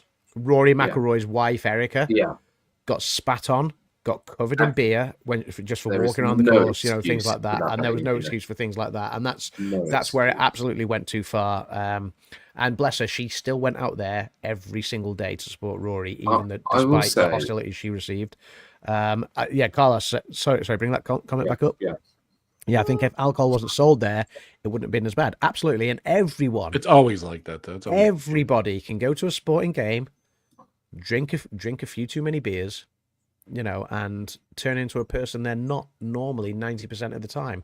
Now, 95% what's of the time. Myself included, I've been to the football many times, drank too many beers, and maybe said one or two things I've regretted afterwards. But Adam, I think what's important for our perspective to our American viewers and listeners, we have a culture here in the UK where the culture is you go to the pub, you drink, you go watch football, and the chants you hear at football matches is actually one of the reasons why I don't really like soccer anymore.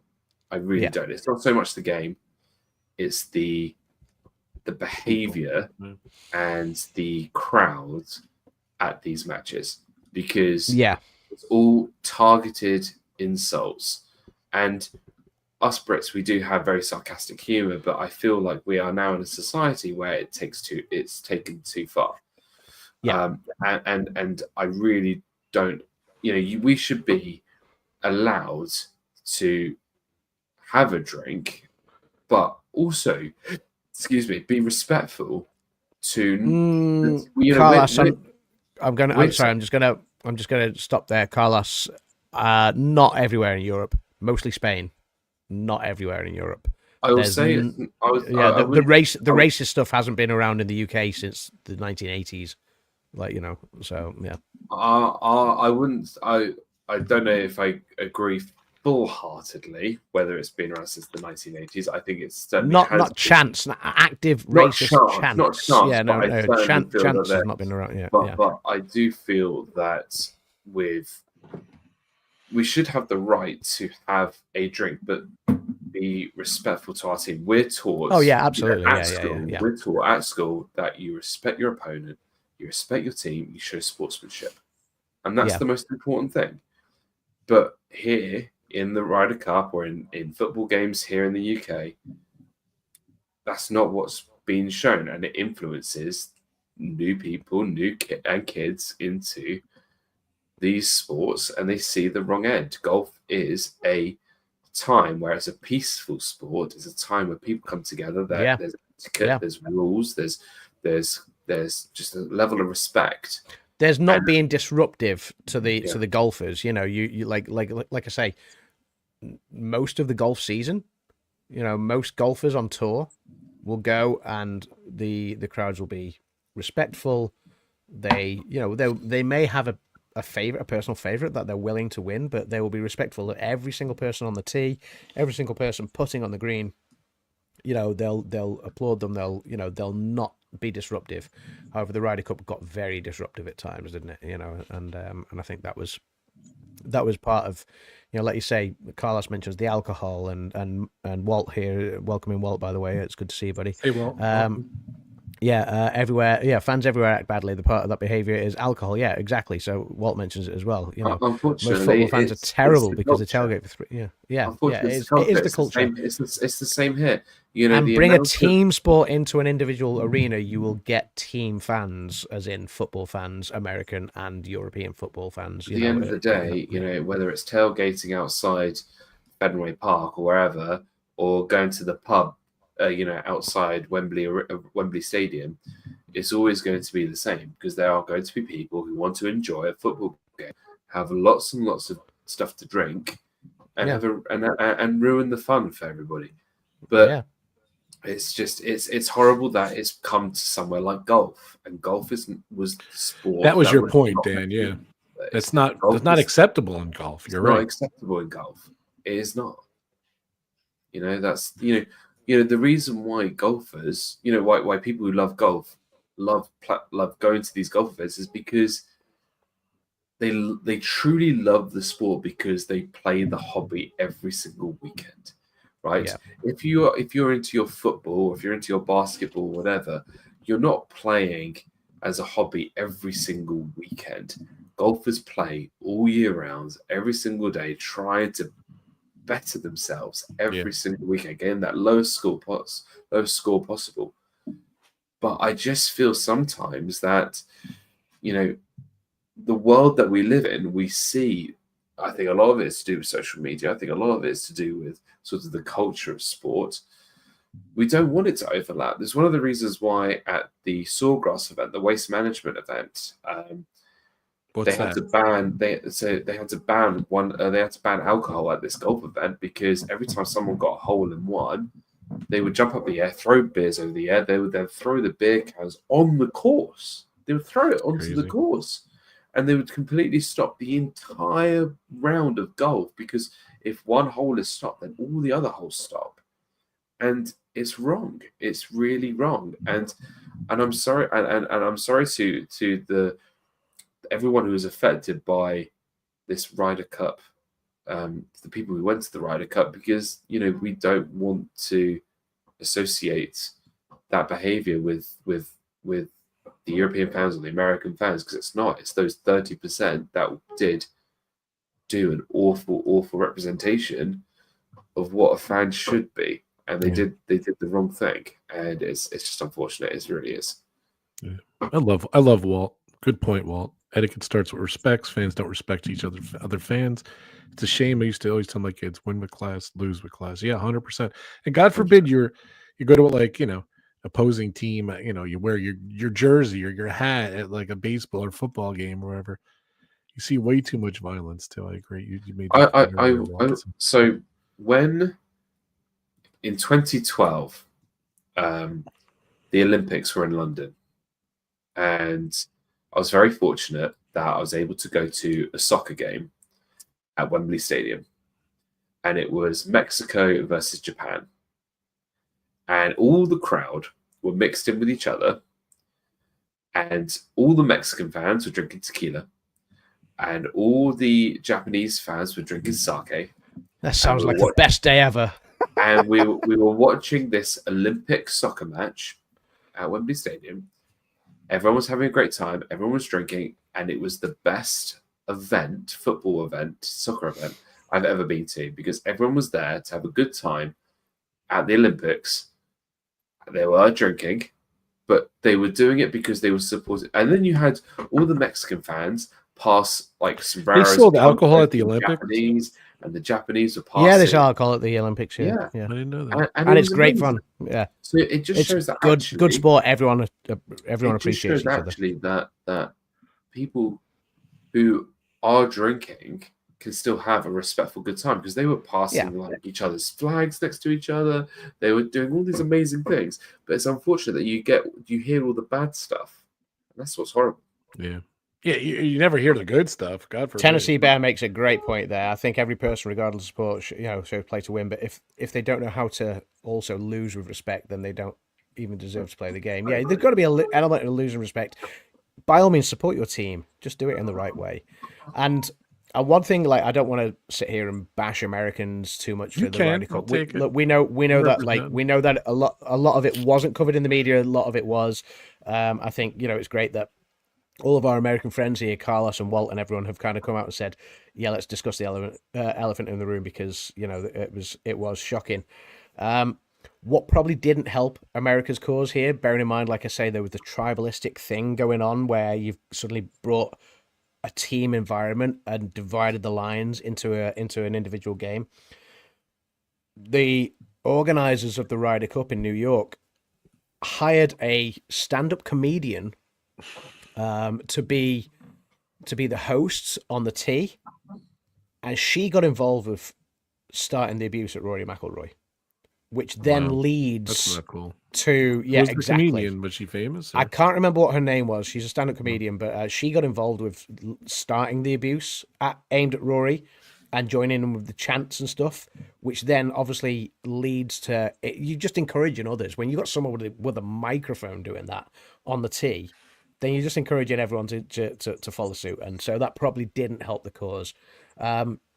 I've never been to the Ryder Cup, but I plan on going in 2 years' time when it comes to Ireland. I know it's going to be expensive, but Kim and I have discussed it, and we're planning on going in 2 years' time. I was going to say, we talked about this off stream. Do you think it's going to be the same there? I didn't mean to interrupt you, but I think that's the point. Europe fans will be passionate, but it won't be anywhere near as bad as it was in New York. And if you look back at Rome 2 years ago, it's good natured. It was Rome 2 years ago, and I think 6 years ago it was it Scotland, or was it was somewhere in the UK? I can't remember, but well, there were statements that were sent out by Rory and Shane Lowry, both one Northern Irish, one Irish, saying to their fans, listen, we're very excited to be in Ireland in 2 years, but you are going to represent us as Irish, as passionate Irishmen, and be proud of being European and not show the dark side of golf.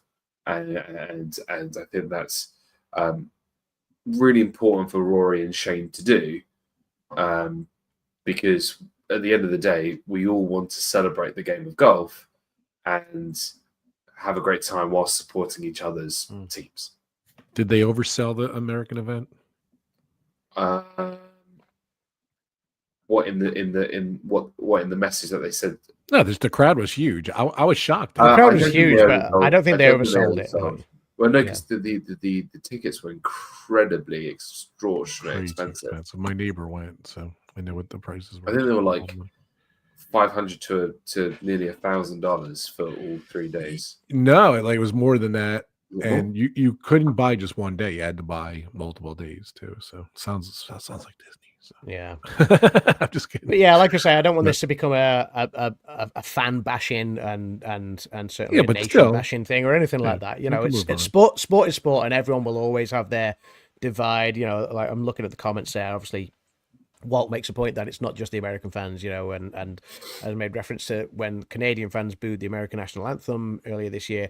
I believe that was more for political reasons and something that a president was trying to introduce at the time. But I don't want to go too far into that because let's not talk politics because that can get ugly as well.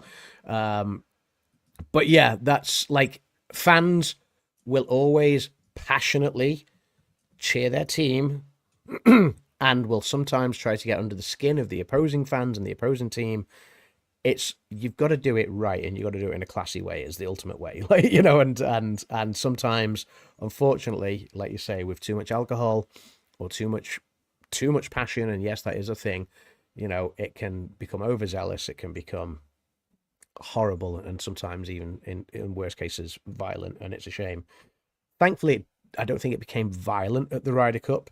It became nasty, but it didn't become violent. You know, like I say, Erica McElroy didn't need to, you know, get spat on or have beer chucked over her for American fans to show their passion for their own team. You know, instead of trying to get at the Europeans, support your team, support Scotty Scheffler, support Bryson DeChambeau, support you know Young, who played out of his skin, you know, things like that. But like, you know, that's I guess that's what it boils down to, and that's what I hope to see in Ireland in 2 years' time. Is fans. I want to see American fans come over as well and support their team, but support their team, not get at the Europeans, and likewise with the Europeans, support their team, not get at the Americans. You know, by all means, like, you know, when someone misses a shot, you know, sometimes hey, you know, but like you do it in good jest, you cheer, but it's in good jest, not spouting vitriol and, you know. I would also say that if it was on the other foot and it was the Europeans, not the Brits, the Europeans, not the Americans, I'd still call out the Europeans. Yeah, absolutely. Yeah. I would have been just as embarrassed as our American friends are, you know. Yeah. So, you know, it's funny when Long Island does try to get these things. Like they did like a cricket tournament. Remember the cricket tournament wasn't far from me, Adam? That thing, and then the Cricket World Cup, yeah. And Long Island's just like when you do it in these, like I don't feel that course was, you know, their buses were parking a mile away. They were saying, and you know, I saw someone's on Instagram. She left at 2:00 in the morning from the city, and I think she walked in the gates around 9:30, 10 o'clock. Wow. That's so insane. like I have a feeling that I feel it was definitely oversold. I feel that like people were just like, you know, I don't know if it was all you can drink, but I know it was like what a lot of the packages is all you can eat. So like I saw different reels on that and different videos on that, like all the different food and stuff. And I don't, maybe John in the chat there, Surf Bump, could say if because it's a Carlos saying golf.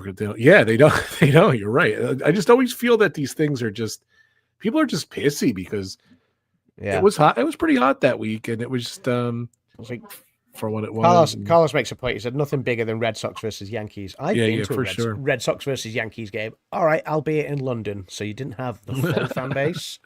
It was in London, but fans from both, like fans from Boston, fans from New York, fans from all over the states came over. And that was at the London Stadium where the Olympics were in 2012. Right. Great day out. What I loved about that was there was a lot of Americans that came over to London to watch the baseball, Major League Baseball. That was, you know, obviously the Red Sox versus the Yankees, which we know is a huge derby in baseball. The Cricket World Cup was going on at the same time, and England were obviously involved in that. And I love that the American fans of baseball, and we get cricket is not a big thing in America. It's not at all. They're trying to make it a big thing. They're trying to make Major League Cricket now, and introduce it on a wider sort of scale. But the American fans that were fans of baseball, the fans of a game a sport where you need to get bat on ball and try and score as many runs as you can, really actually got involved and interested in the cricket. They were coming to us and talking to us, like me and my brother-in-law, about the cricket and saying, "Oh, England are doing great," and and they were really getting into it, and I loved that. And what I will say is, yes, you saw passionate Red Sox fans, passionate Yankees fans, but there was no horrible animosity there. Now, maybe it's different when it's actually in Boston, when it's actually in New York, but it wasn't like, like Carlos just said, it wasn't a patch on what actually went down at the Ryder Cup. And then when I saw Carlos also ask, do you think it will be as bad in Ireland in 2 years' time? No, not a chance. Is my honest opinion. I don't think it will be as bad. I don't think European fans will be out for revenge, because when you get the football fan culture, fans don't go out for revenge on a team. Fans go out for revenge on fans. And that's when you have enough fans coming together for it to create that hostile environment, which you get in football week in, week out, when you're in the same country and fans travel to and from, like you were just talking about Lisbon fans a short while ago and stuff like that. Carlos, you know what European football can be like. Fans will go after fans. Fans will not always go after teams or anything like that. So no, I don't think it'll be anything like as bad when it comes over here. Is my answer. That was a great conversation, guys. You were speaking a different language, unfortunately, with a lot of this stuff, because I just didn't follow it. I just don't know it. But it was funny. I hit up Adam again. He had to explain it to me 2 years ago, and he had to explain it again to me this year. I said, "Okay, what's the deal? What's going on?" And Adam is a really good teacher. He taught me really well. So that's good. He's a better teacher than me, and that's what I do for a job. Yes, too funny. Well, I do have to wrap it up a little bit because we did go really long, which is good. Hey, I love talking to you guys, so I do the Dan 24-hour stream, I'll be honest with you. But with the 24 hours. Yeah. But yeah, all good. So okay, Adam, do you want to promote anything or talk about anything before we go? Check out AdamsLand. We're all around the channels here. So I've got more content coming soon, and I know I say this on every stream, and then it materializes. So because I like to keep people on suspense. Now, everyone knows that we got married just over a year ago now, 14 months ago, almost. Yeah, 14 months ago. That's gone so fast, it's ridiculous. Yep, and obviously, when we got back to the UK last year, well, in fact, while we were in Florida on the honeymoon, I started the honeymoon series. I continued it when we got back to the UK, but then obviously as it went into Christmas time, things got in the way. And then since then, most of my time has been spent between working and producing a film and also working on a new band that I've become a part of as well. Yeah. I've really lost the time to sit down. That band is called Casey Jones. Yes. Yeah, I love the promotion you guys do. It looks awesome. Yeah, it's good fun, and it's just good old rock covers. So not original music anymore. I did the whole original thing, and I've done the whole touring thing for years. But no, it's nice to sit down and play some covers, some songs that people know already, and just have some fun with it. And can we live stream one of those shows? I want to see that. From the guy who live streamed his wedding, which was awesome. Maybe we can figure something out when we'll look into that for our next show. But yeah, so I've had a lot going on. I haven't found the time to sit down and edit the videos. I'm halfway through the honeymoon vlog series, which now seems kind of like, should I continue the honeymoon vlog series? Yeah, of course. I've got the footage in there, and like for example, we had a day at Discovery Cove, which I'd never been to before. I can't wait to put that footage up and things like, so yeah, like the honeymoon vlog series will continue because we've got like time and space to fill and things like that. So stay tuned. It's coming. When, I couldn't tell you, but I did start making moves on it over the last couple of weeks again, getting good stuff uploaded into my editing software and stuff ready to start. So that's what I do. I just throw it in there, get it ready, and just. I mean, it's in 20 minutes. It's going to be Christmas, and then in about 30 minutes, it's going to be the Oscars. So like we'll see when it all comes, because like time goes like that basically. So yeah. Hey Nick, Movie Mania Nick, one of my members. Thank you so Welcome much. Welcome, Nick. Good to see you, brother. Walt, good seeing you too. I see Walt saying, good seeing everyone good here. seeing everyone. Yeah, Carlos, Walt, Connie, good seeing everyone. It's good to go Jeff. long. Jeff Diz, our dream. Yep. So yeah, it's great seeing people, and and Rob was like, "Oh, we've gone long. This is why we go long. It's fun. Get people in the pub." Yeah, just YouTube's so different. Our like core people just gotta, everyone kind of went their own way. People got burned out on YouTube. People don't watch as much. People have their certain things they like and everything. So people have got their own lives as well. Yeah, and people, maybe it's the Robert Downey Jr. effect. Like everyone quit Marvel when Robert Downey Jr. got killed off in Endgame. Spoiler alert. But now the return of Robert Downey Jr. may be the reemergence of this marvelous Disney online chat community. Maybe they get rid of him because he wanted too much money. Was that the deal? No, I think he just quit YouTube. No, I'm saying Robert Downey Jr. quit. Oh, I know. I'm just joking. I have no idea. I wonder if that's the thing. I have a feeling they were getting a lot of money and they went a different direction paying these people. I don't know. Hey, Grace, ABCD. Hey, Grace. All of the Graces, A, B, C, D, E, F, and G for Grace. G for Grace. Yes, good seeing you, Grace. I'm going to see Grace tomorrow at the cook-off. So hey. I saw last time I saw John and Nick, but I'm sorry guys, this year is weird with tickets and everything. It's very limited. I'm going to see a bunch of Jovi fans tomorrow. Yeah, but you're going to fly in for a chili cook-off. A lot of people do, believe it or not. So yeah, I don't know if Ebony is still in the chat. I've got to work tomorrow, but I'll still come. I hear you. So yeah, speaking of cook-off, we're going to order some food soon. So I don't know if Ebony is still in the chat, but Ebony, we're going to order some food soon. So get home and food. Yeah, Mr. Dan. You gonna threaten another live stream for us? I didn't do anything. Yeah, well, I am threatening another live stream because hopefully we do more of these on. Yes. Yeah, we do. Yeah, we do. Where we get all three of us to stream PubTalk all together because it's great bringing everyone together. For me, not just seeing you two, but having these amazing people in the chat. I mean, we've got our brothers and sisters in here. We've got, Carlos and Walt and Jeff and Paul and Nick and Grace and so on. Like, we've got so many amazing people here, and we want, I miss this. I really do. Yeah, and actually, there may be some stuff I might be talking to might be talking to people. I know I've been asked by a few people to bring back the Disney movie reviews with Walt, which I'd love to do.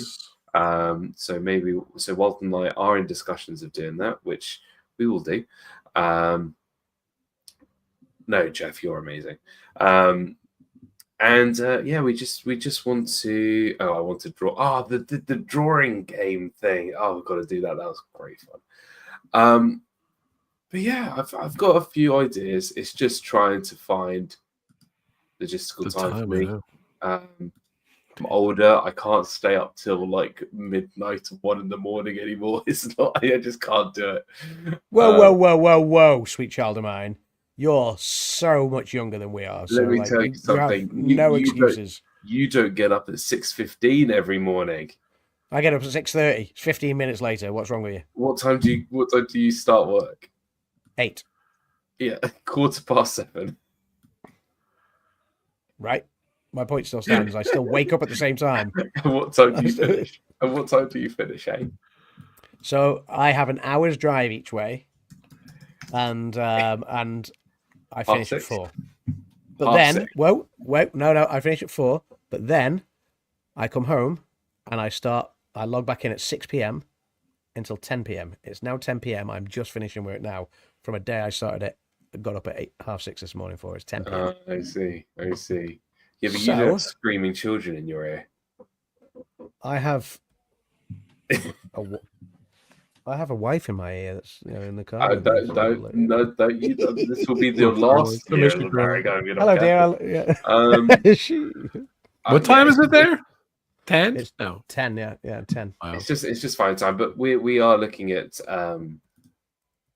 doing a few more streams. I have well, we got the Halloween one coming up. We got the Halloween one, but as for a personal channel, my channel is not dead.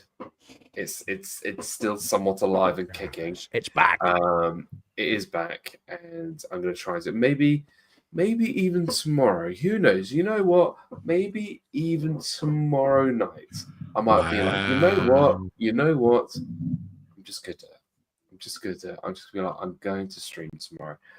So we'll see. So keep yourself subscribed. Again, for me, I'm not interested with social media. I do this for the fun. I do this because I want to be with my friends. I want to do this so that we could just enjoy friendship, and that's what's been always been about for me this whole time. So that's awesome. I don't care if I put copyrighted music on my videos. I really don't care, because what are they gonna do? They're not gonna do anything. So there you go. That's the spirit, sweetheart. Yeah. I love that we're on the 3 different channels too. So we're pulling in different people, some of our friends and everything. So thanks for representing Dan and Adam and me. So very cool. We're all one big family. And of course, my channel. If you're on one of the other channels watching, it's RobFuz. Check out my channel as well. So we got to get Pam on here. We got to get Marco, the greatest Marco of all. We got to get some of the guys back again. Get Mike Brandon and Brandon, Mike, for Mike sure. and Jen. All the PubTalk regulars and Jen, of course. Maybe even open it up again sometime. We haven't opened it up for a while for other people to come into the pub and have a drink with us. So. Yeah, we got a lot of people here. If you guys want to come on for whatever, Halloween, or you want to come on for the Christmas Halloween or Christmas. We always like to open it up for a Christmas drink. Let people come in, have a drink. Tell us about your festive plans, your holiday traditions, things like that. So we'll have some games. Yeah. R. Johns. We got to get R. Johns on. That's right, the legend. We need to get R. Johns. That is. But you know what R. will always say? Huh? No. There you go. We timed that so well. Definitely no, Rob. The part is he's wearing a mask too. He's definitely. He needs to record new ones. Please, Rich. I love the mask. So leave it on. Come on, Rich. Because when you think about it, I could literally say anything. I could instead of what he's saying, because you can't see what he's talking about. Rob, I said no. Come on, Richie. No. It's Christmas time too. Too funny. Chip Cheerio. We can literally just have all of these on repeat for the next hour. I said no, Rob. Come on, Richard. No mask. Legend. There we go. That's the one. There's no mask. This is a more modern one. So I have all 3 channels in Echo. Thank you so much, Nick. Nick did a zombie walk at Asbury Park. I watched it the other day. It was awesome. Oh, nice. That's awesome. But Nick, I thought you had a couple good points. I don't know why they didn't have it at night, and I don't know why they didn't have music on or anything, but definitely check out Movie Mania Nick's channel. He's awesome. Check out all these people's channel. Very cool. All right, guys, I got to go pick up John. John was playing in a band at his high school, and he told me it's 5:05. He says he's going to be ready around 5. So I got to get over there to get him. So well, it's been a pleasure. Of course, guys. It has been an absolute pleasure, guys. Good. Yeah. Yes. We're ready for another drink, so we're going to grab another drink in a minute. Grab some food. Nice. Night, this is what I love. This is what I love about Adam. His priorities: drink first, and then he's going to eat. No problem. Always going to be the drink. So he's going for another drink and ordering food. I'm going to be going to bed. Yeah, I'm going to bed too. And it's sad. It's only 5 o'clock here. So, Adam, we need the mini keg too for the next show. Work on that. We need the mini keg. That's so funny. I'll do it for a special show, maybe Christmas. You see, that's not good for me. Oh, yeah. Carlos, the British invasion. I'm not involved. I'll speak with an I can't do the accent. No, just stop while you're at. Say hello, mate. Clean your chimney, governor. Hello, mate. Clean your chimney, governor. Oh, so Grace brought up a good point too. We're gonna bring this up next time. So she says, when I was in Disney, Grace went to Disney. Grace gave me some great shorts. Thank you so much, Grace. I appreciate you. I said, Grace, fill me a couple of these shorts because I want to put them on. and she was awesome about it. So thank you. I wanted to thank her. Yeah, I yeah. was at Disney. Yeah, I learned about insane deals. Hold on. We do get insane deals because our 14-day tickets generally cost the same as your 4-day tickets. That's crazy. You can talk about the 14 days for the price of 7, but we don't get free refills here where you guys get. That's too funny. So, well, thanks, Grace, for the short. It costs us £3 per Coke. So if you're going to have 2 Cokes, it's £6 down the Wazak. Crazy. It's crazy. $6.40 for 3 days. I paid this trip. Ugh. Not looking forward to the new prices. Well, we talked about that earlier. So if you missed the Disney stuff, rewind, rewatch, whatever. All right, guys. Great stream as always. It was always a great stream. It's a long time since I used the horn. I had to re-download the app. So re-download the app. Too funny. All right, guys. Thank you so much. We'll see you. We need an outro too. We'll figure out an outro. Again, thank you anyone for joining live. Thank you anyone that watches on the replay on any of the 3 channels. Dan, Rob, myself. The longest and thank you for anyone. Thank you for anyone that listens on the podcast. Yeah, we do have a podcast. And it was funny. I was thinking about Dan. Dan was saying he would go back and listen to a couple, and he was enjoying them. I listen to go back and listen to them too. We're looking at 5, 6, 7 years on some of those. It's crazy. Yeah. So it's good to hear everything. So and in the intro, Brandon looks like a baby. We love seeing that. It's too funny. So. All right, guys. Thank you so much. I'm really going to end it here. Have a great night. Talk to you guys soon. Ciao. See everybody. Ciao. Get in there. Wait, hold on, Dan. Get in there. I think this is the way we should just. We get the palm reads. Later. Have a great weekend, guys. I'll see everyone at the cook-off tomorrow. Bye-bye.